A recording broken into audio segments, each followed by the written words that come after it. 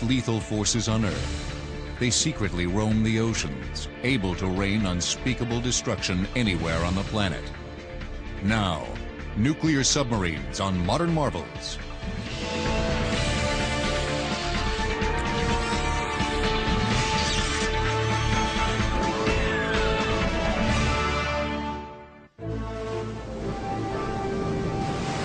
These steel sharks operate in a harsh, unseen twilight world. They maneuver throughout 70% of the Earth's surface in a deadly game of stealth, intrigue, and menace. Some carry more firepower than all the bombs dropped in World War II. They are marine monsters that can be as quiet and unthreatening as a blowfish, but aroused. There's 4,400 pounds per 100 foot of depth pressure on the ship. It's cold, it's dark, there's currents, there's storms that can come up. We're submerged, we have to make our own air, we have to filter our air, remove carbon dioxide, we make our own power, our own water. There's any number of things that can go wrong, and it's truly an unforgiving place. Two types of nuclear submarines prowl the oceans. Attack subs quietly hunt other subs, monitor surface ships, and provide intelligence.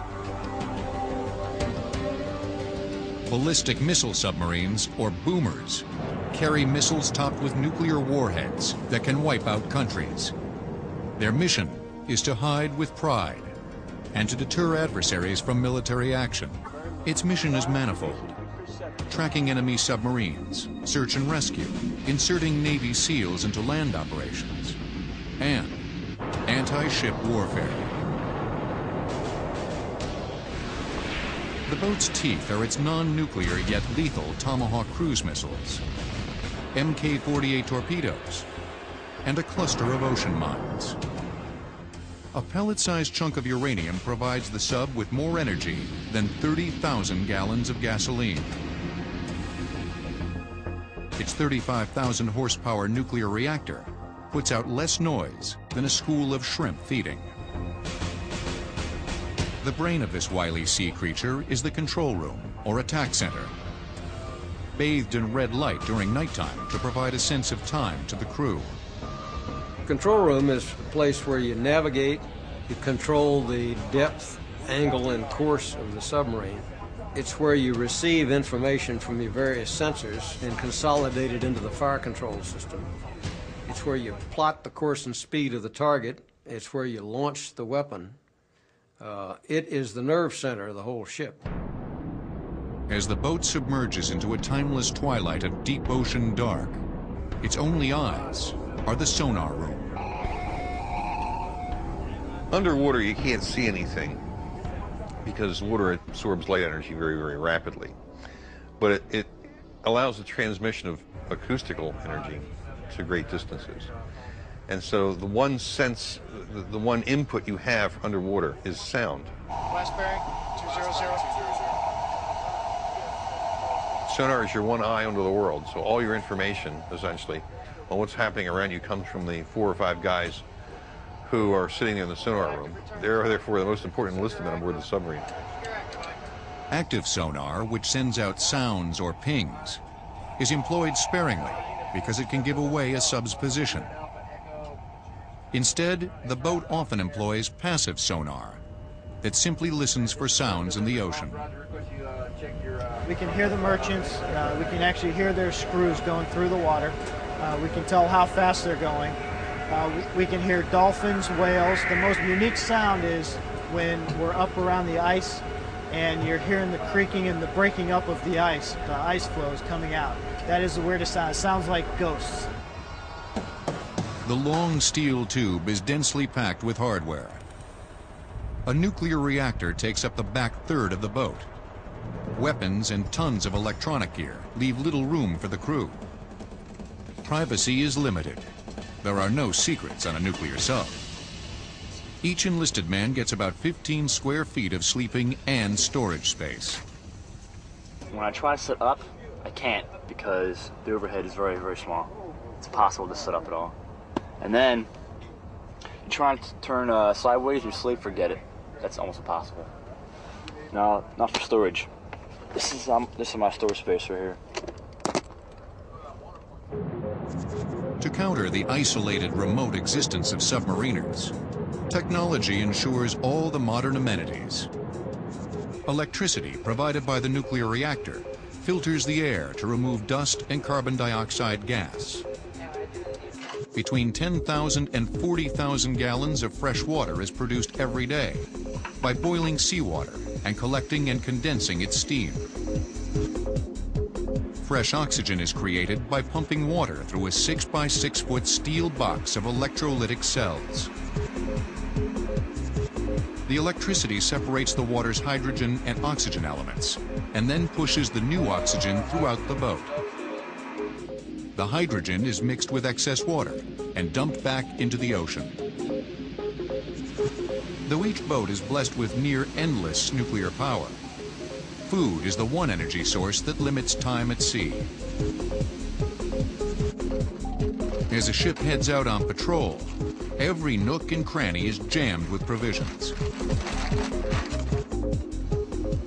The quiet gladiators that man these vessels keep to a tight 18-hour cycle. 6 hours on watch, 12 hours for study, maintenance, eating, and sleeping. Then back on watch again. That's pretty good. 4 weeks away from home, and that's what it's all about. Getting that makes my day. It makes me happy. But such respites are rare. Stand by, tube 2. Drilling seems constant.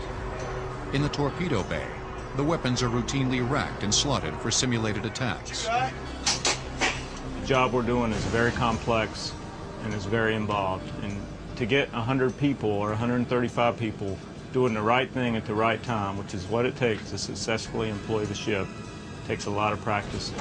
I'm in retentions, Captain. Only after 20 years of training does Commander Burroughs get to preside over this secret fraternity, where he assumes fearsome powers. The captain of a submarine has to know engineering. If it's a nuclear-powered ship, you have to know the physics to go with it. You have to know tactics. You have to know sonar. You have to know navigation. You have to know ship handling. A boat captain must also have a collection of unassailable personal qualities. Instinct and artist touch, monomaniacal confidence of a professional boxer, people who feel very secure. They're warriors. Some of the world's best scientific minds were recruited to build these silent beasts. Next, the creation of the modern nuclear submarine was fueled by ambition, accidents, and at times, tragedy. Today, about 160 nuclear submarines silently traverse the Earth's oceans. But more than 2 centuries ago, the world's first submarine had a more limited role. It was called the Turtle and was built by David Bushnell for George Washington for use against the British in 1775. The boat was 7 feet long, had a hand-cranked propeller, and could stay submerged for 30 minutes. Its one mission failed when the sub was unable to attach an underwater explosive onto a British warship. But the necessities of sea warfare soon created more sophisticated designs. In the American Civil War, the 60-foot Confederate sub CSS H.L. Hunley used a ballast system that ascended and descended by adding and subtracting water, the foundation of the modern sub. It recorded the first torpedo attack against an enemy warship, an explosion that also was the first to operate with dual propulsion systems. A gasoline engine powered the boat on the surface, and an electric motor propelled the vessel when submerged. By World War I, the Germans implemented many of Holland's inventions and revolutionized naval warfare with large numbers of submarine sneak attacks. The Royal Navy had a real problem with them because, gentlemen don't do that sort of thing. The Germans, of course, showed what submarines could do in the First World War, sinking 3 British cruisers in an afternoon with one ship. Between the wars, the world's industrialized countries raced to build large numbers of subs, but did not necessarily improve their quality. As late as World War II, most subs were still surface ships that occasionally went underwater. The boats continually had to surface to run their diesel engines, which recharged the batteries of their electric motors. The motors powered the boats underwater for a maximum of 12 hours at a speed of about 9 knots. These submarines were unwieldy, cramped, and noisy. Soon after World War II, U.S. Captain Hyman Rickover took over the Navy's nuclear propulsion program and relentlessly pushed the development of nuclear submarines. This is the reactor, or the atomic pile. There's uranium in here. At the time, atomic energy was evolving from weaponry to a power source. But it was still viewed as dangerous and destructive. Packing the power of nuclear fission in such a limited space seemed impossible. He took a technology that was in its infancy. 1948 is only a few years after the atomic bomb. And he says, we've made enough studies. We know how to make it work. Do it now. Submarines at this time were about 300 feet long. The biggest challenge was fitting a nuclear reactor inside the small submarine hull. Rickover set up an underwater test facility for the reactor in Arco, Idaho. Soon after, he began construction of the first nuclear submarine, Nautilus, at the Electric Boat Company in Groton, Connecticut, while simultaneously testing in Idaho. He actually built a section of sub, put in the reactor of exactly the type that would go in Nautilus, and ran it for 1,000 hours. Ran it for the equivalent of a trip back and forth across the Atlantic. And it worked. And the payoff was that every time they made a change in the test reactor, they could make it back in the Nautilus, because they were identical. And that was a major reason why Nautilus happened as fast as it did. Protecting the crew from lethal radioactivity was another problem. Now, a man can walk over the shield and through the ship, and he will not be irradiated dangerously over a long period of time. You had to put enough shielding in the boat to protect the people, and that made the boat heavy.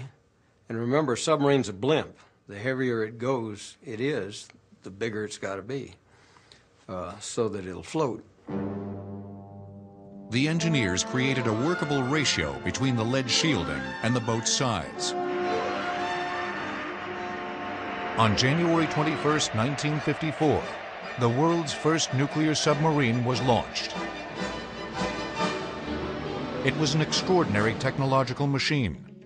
The nuclear reactor powered the boat using heat provided by nuclear fission, the splitting of uranium atoms. The reactor's heat was transferred to water, which circulated through a primary piping loop that also included the reactor, pumps, and the steam generator.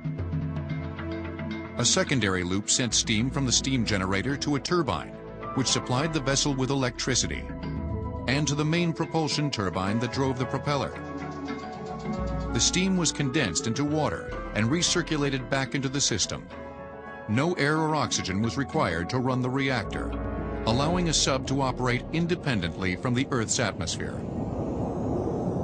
You had a true submarine a la Jules Verne. It could submerge, and it did not have to come back up, and it could stay submerged almost indefinitely. The endurance of the crew was the only limitation. The idea that the submarine can now employ stealth to maximum effect and is not any longer driven to the surface by the necessity to recharge batteries. That's completely gone. And for submariners, that was the ultimate rush. You must remember that although there had been fast subs before, there had never been a sustained high-speed sub. No one had the faintest idea of what, say, 23 knots was like on a sustained basis. It turned out that she could evade any anti-submarine force. On January 17, 1955, the boat began its first extended sea trials, which were spectacularly successful. The captain sent a radio message, underway on nuclear power. It was the beginning of a new and dangerous era. Soon after, the USS Seawolf was launched, and within 3 years, the USS Skate was the first sub to break through the ice at the North Pole. Their missions were espionage, anti-sub and anti-ship warfare. Then in 1958, the Soviets, under the direction of Admiral Sergei Gorshkov, launched their first series of nuclear submarines. Hotel, Echo, and November from the Sevmash boatyard near Archangel in the Arctic. All Soviet sub-names and classes were designated by NATO for reference by the West.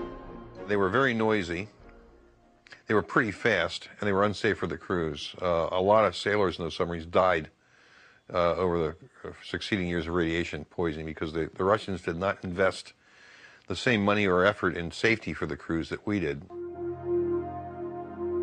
Several Soviet subs used a lead bismuth alloy, which circulated at high temperatures through the nuclear reactor. It allowed for a greater concentration of energy when heating water. The U.S. used a simpler pressurized water design, as did most Soviet subs. The great thing about pressurized water was it was inherently very stable. As the water got hotter, the reactor would slow down a bit. That meant that it couldn't get out of hand. The water itself wouldn't carry radioactivity. With the liquid metal, you carry a lot more heat out. You can make much hotter steam with it. On the other hand, that liquid metal does not itself moderate the reactor. In one case, the metal didn't melt properly. They ended up with this solidified radioactive gunk, and that had cut the sub up. The problem with liquid metal. 30 knots underwater. Prior to the albacore hull, submarine hull shapes were really optimized for surface operation. They go fast on the surface, and then they submerge and go slower while they were doing their operations. The albacore could go faster underwater than it could on the surface. The albacore achieved speeds never before seen in submarines. Due to its cylindrical shape, water flowed off the albacore bow much faster than earlier hull designs. Of astonishing speed, endurance, and seemingly endless power. When her first skipper brought her back into port after her initial tests, he said, "Put a Simonized job on her, I want to take her home." She was fast, she was maneuverable, she could go deeper than any submarine up to that point in time, and she combined the best the U.S. Navy had to offer. But these subs were minnows compared to the monsters being developed. Ballistic missiles from submerged submarines. But the challenges of launching missiles from underwater subs seemed insurmountable. The first problem was water displacement inside the sub itself. You have this large object that the submarine suddenly squirts out, so you have to fill a tank to compensate for the weight, otherwise the submarine will bounce around. Engineers developed advanced ballast systems that quickly restored neutral buoyancy after a launch, allowing the sub to absorb the shock of firing a missile. Technical problem number 2 is knowing the exact position of the submarine so that you can deliver the missile to its target safely and accurately. Navigation was significantly improved with orbiting satellites, which radioed the sub's exact location to its commanders. They could then accurately calculate the distance to a target. Then, computerized missile guidance systems were installed in the weapons to ensure the correct target was hit. But the most dangerous challenge was how to carry and light off a liquid fuel missile inside a sub. If you kick over a liquid fuel missile, you get a big fire if you're lucky, and you get a big explosion if you're not. Liquid fuel was the leading propellant of the time, but it was hard to handle, highly flammable, and could wreak havoc inside the confines of a submarine. The big breakthrough that enabled us to do submerged launch was the advent of solid fuel rockets. Also, the size of the missile itself, the dimensions of the missile, got much smaller when we got to solid fuel, which made it easier to put it in a submarine hull. Solid fuel was made with a combination of nitrate, carbon, and sulfur. It was much safer because it was bonded by plastics, was compact, and less volatile. Instead of igniting the missile inside the sub, the weapon belched out of the hatch with compressed air. Rocket engines then ignited and propelled the missile up into the atmosphere. In December 1959, the U.S. unveiled the USS George Washington, the first of a 5-boat class of the world's first nuclear ballistic missile submarines, boomers. It was a lethal sea beast, a killing machine that carried 16 Polaris missiles with a range of 1,000 miles. Each was topped with a 50-kiloton nuclear warhead. The Hiroshima bomb was about 15 kilotons.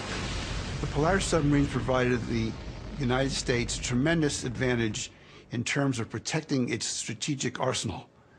The submarine at sea, submerged, was essentially impossible to find. It's kind of hard to develop a countermeasure against something if you don't know where it is. If you don't know where it is, you can't attack it and kill it, and so you can't defend yourself against it. In just over a decade, the U.S. had created a new breed of sub, able to stay hidden and submerged for months on end, carrying the largest amount of firepower known to man. The mission of the boomers was to take their lethal cargo and disappear into the shadows of the ocean's vastness, and wait for a command that hopefully would never come. Submarines give you certainty and uncertainty. It puts in the mind of the opponent a terrible certainty as to what you can do, and a terrible uncertainty as to whether you're going to do it or when or even if you're there. Throughout the 1960s, the Polaris missiles on subs became even more deadly by stacking several nuclear warheads on each, greatly increasing their destructive power. In 1970, Poseidon missiles introduced MIRVs, or multiple independently targeted re-entry vehicles, that could hit targets 2,500 miles away. After a Poseidon missile completed its 3-rocket boost phase, its nose cone would re-enter the atmosphere, and its attached multiple warheads, or MIRVs, would Ohio submarine launching all of its 24 Tridents to a distant continent would unleash 192 separate thermonuclear explosions, releasing 19,000 kilotons of energy, about 1,300 Hiroshima bombs. Besides killing millions of people instantly, the explosions would disperse an estimated 2 million tons of radioactive debris into the atmosphere, altering weather patterns and the Earth's climate. One missile can hit an enormous number of targets from a great distance, like 6,000 miles. It's quite a remarkable animal. If you think of it actually being used, it's quite a horrible animal. Next, as boomer subs began to proliferate, the US and Soviets were also pouring billions of dollars into improving their attack submarines, creating vessels of untold stealth and quiet. As the Soviet Union began launching more nuclear submarines in the early 1960s, the US began focusing on anti-submarine warfare to deal with the emerging threat. US designers became obsessed with quietness as a means to secretly shadow, monitor, and if necessary, take out the new Soviet vessels. Con sonar have a weak noise level bearing 298. Con sonar. If your submarine is so loud it's making fish jump out of the water or holding their ears, and you're not making any noise at all, who's got the advantage? If you're invisible, the other guy can't hurt you. If you're invisible and he is visible, you win. It's that simple. The Nautilus was hard-mounted machinery, very little sound isolation. In that kind of a submarine, the radiated noise follows almost exactly a curve of speed versus power. The faster it goes, the more it radiates. The whole idea with sound quieting is to separate those two. And what you really want it to do is be quiet across the full speed range. Rickover said it, and it's true, quieting is a lot more difficult problem than just creating the nuclear reactor plant. Silencing soon became a religion for US sub designers. The way you make a submarine quiet is you look at the noisy part. That's machinery, mostly geared machinery. You put it on a rigid platform called a raft.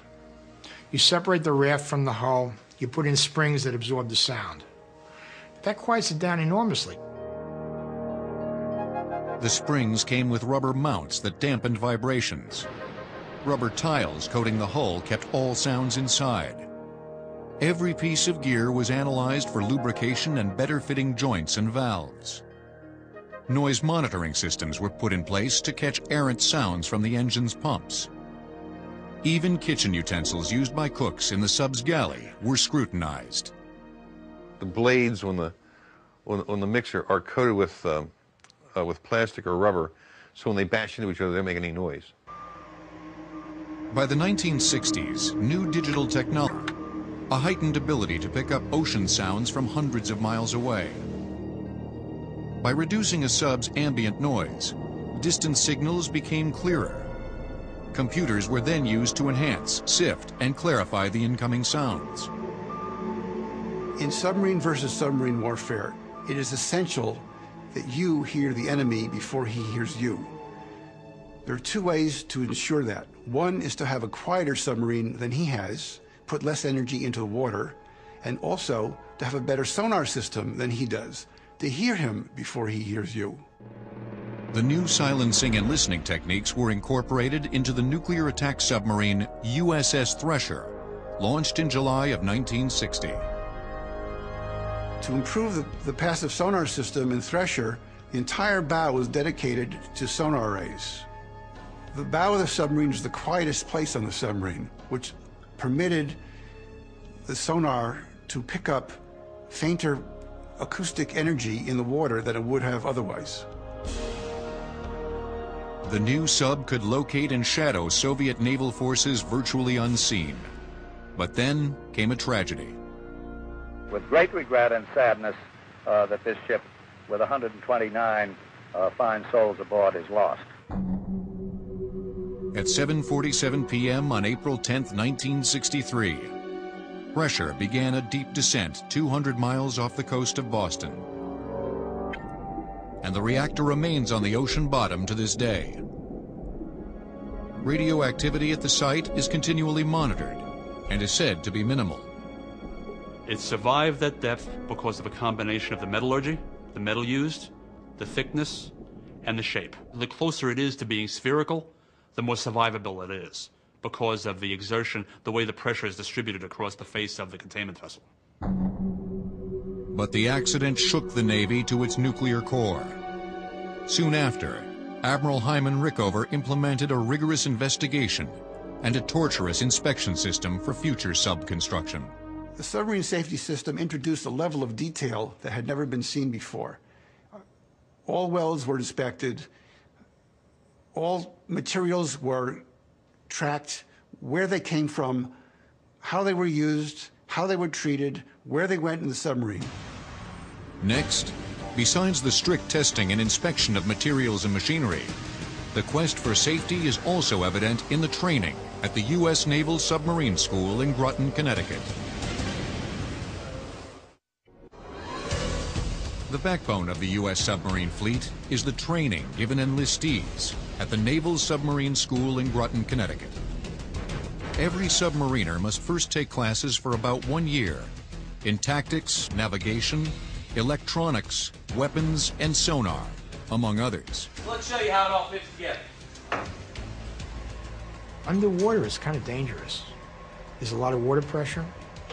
You're in a place with highly radioactive stuff that can kill you. It's very important that you know what to do. But if you want to know how important submarine school is, look at what happens to a Navy that doesn't have one. That's the Russians. And if you look at the number of Russians who've been horribly mutilated by making mistakes on nuclear subs, you would tend to think that Groton is a real good investment for an awful lot of Americans. One of the most critical parts of submarine training is mastering firefighting. An underwater fire, if not handled properly, can mean certain death for the crew. It consumes oxygen very, very quickly. If the fire spreads, it will consume oxygen quicker than the boat can replenish it, and you'll all asphyxiate. So putting out that fire fast is absolutely critical. Trainees also repeatedly practice isolating, containing, and halting leaks in flood control drills. At very deep depth, a very small leak is a big problem because it sprays water everywhere, and it can cut a man in half. And you have to deal very quickly because you're talking about a matter of 30 seconds to a minute for a serious leak before it's completely out of hand and there's nothing you can do about it. It also sprays salt water all over all the electrical equipment that happens to be in that compartment. So if that's essential equipment, you've lost it. Enlistees practice repeatedly at the several dive and drive simulators that mimic the submarine's controls. They face extreme conditions, such as avoiding depth charges, steep ascents, and tailing enemy subs. The trainees also perform escape drills, which simulate the conditions of a sinking sub. They have to be drilled constantly in these procedures. So the reaction is almost a knee-jerk. It's almost intuitive how to compensate for anything that takes place. After 1 year of land study, enlistees then train on subs at sea for at least 8 months to get their dolphins, the insignia proving full crew membership. Red Crown, this is Bravo 7 India. Go ahead, over. Those seeking promotion to officer often return to sub school several times over a 5-year period between patrols at sea. The Akula, a Soviet attack sub launched in 1975, attained speeds of 35 knots submerged and was extremely quiet. The underwater Cold War began to heat up all over the globe. That certain U.S. Navy submarines would penetrate into Soviet territorial waters on a regular basis to conduct inshore intelligence gathering operations. We regularly shadowed Soviet fleet operations and would go directly underneath their ships to take what they call hull shots, so photographs of the bottom of a Russian ship. They were on a wartime footing all the time. The mission of the U.S. attack subs was to operate on the far fringes of the Cold War, to confront Soviet subs, shadow enemy ships, and collect intelligence, sometimes in Soviet ports. They could operate alone and unsupported in waters controlled by the enemy. I used to tell my skippers, if you get where you're going and you're not outnumbered and alone, you're in the wrong place. And they could do that and stay there for long periods of time and collect signals intelligence and visual intelligence. The fast attack boats scared the crap out of people for the simple reason that they could get there without being seen and kill people without being endangered themselves. Once upon a time, in the 1980s, we wanted to send a message to the Russians. And so every U.S. Navy submarine that was at sea, on patrol, and was trailing a Soviet ship, at the same moment, globally, they activated their active radar and pinged their targets. We were trying to send the message to the Russians that we're here and we know where you are all the time and there's nothing you can do about it. The deadly game of blind man's bluff continued in the pitch-black recesses of the world's oceans. Then, in 1982, the Soviet Union unveiled a true monster of the deep, the Typhoon, a 568-foot-long, 25,000-ton sub with 20 ballistic missiles carrying MIRV warheads, with a range of 6,000 miles. It came with dual hulls, 2 reactors, and 24 torpedoes. It remains the largest submarine ever built and is still operational. Because of its long-distance missile range and the effectiveness of U.S. sonar technology in locating Soviet subs, the Russians retreated into an Arctic bastion strategy in the 1980s. They placed their ballistic missile subs under the Arctic ice near their home ports and surrounded them with attack subs. The Typhoon's flat-top sail design reflected the new tactics.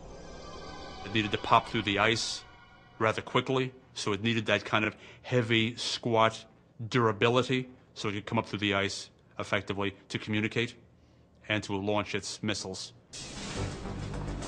Since the Cold War ended in the late 1980s, U.S. submarines are switching from a dual superpower strategy to more complex tactics to cope with a changing world. The real mission questions now are for the attack boats. They're going through a complete redefinition of what their world is about. They're being tightly linked to battle groups now, and they never were before. There is no longer a monolithic threat.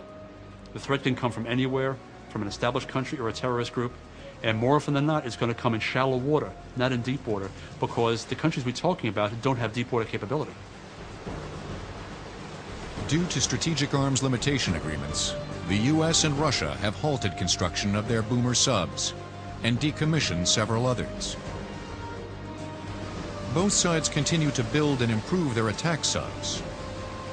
Britain, France, and China also currently operate their own nuclear submarines.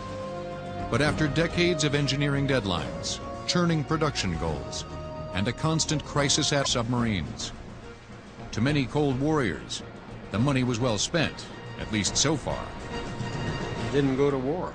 We never shot at them, and they never shot at us. That's a real achievement. And the peace dividend in the mind of most people was, oh boy, we can abolish the armed forces and spend all this money on lots of other things. The peace dividend was peace. Though hundreds of these lethal shapes have moved silently past each other in the oceans of the world for decades, no nuclear warhead has ever been launched. But every day, hundreds of feet under the ocean's surface, a twilight cat-and-mouse game continues between these high-tech beasts, testing, probing, and shadowing each other for the time war may come. A war that would surely end human civilization.